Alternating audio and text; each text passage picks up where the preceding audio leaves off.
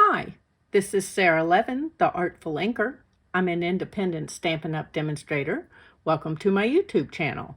Today I've got a one simple trick video for using this Blossoming Happiness die to create an all-over pierced background like you see in this card that I shared in another video. And I thought I would show you how to do that. So let me grab my Stampin' Cut and Emboss and bring that up here. And then I have already cut the first row using the die, but then I want this on down the card. So I'm going to flip this around, and you see this straight point here. We're going to line that up with this dotted line here.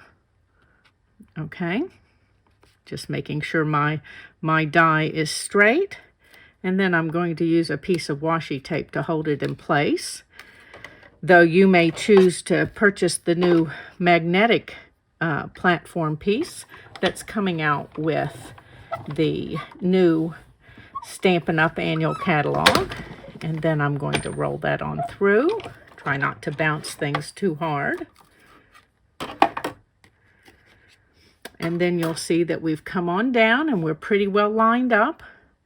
Now you'll want to go ahead and take your pick with the die brush tip attachment and just gently roll across to get the pieces to fall out.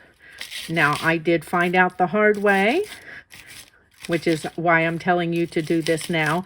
These come out much more easily if you do it before you make your next pass.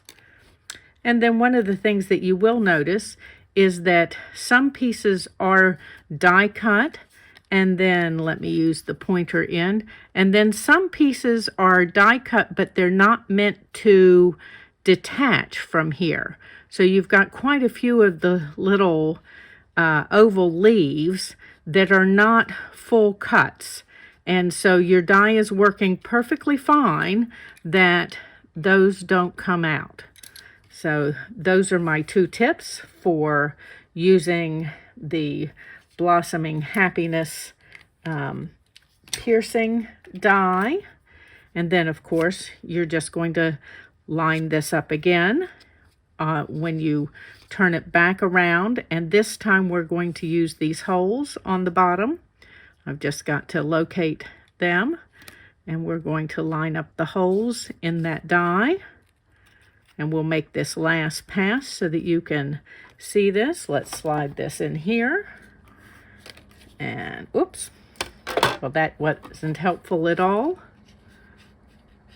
We'll line up these holes. And there we go. Make sure I'm placing this down with them still lined up in the holes.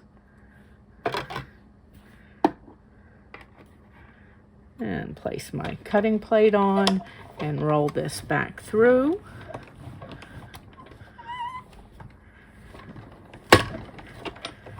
And then let's just remove this and pull my Stampin' Cut and Emboss out of the way. And there's our die, and as you can see, we've cut our last row, and I'll just bring in my foam and my die brush attachment for my take your pick and pull those out just as I did the ones above.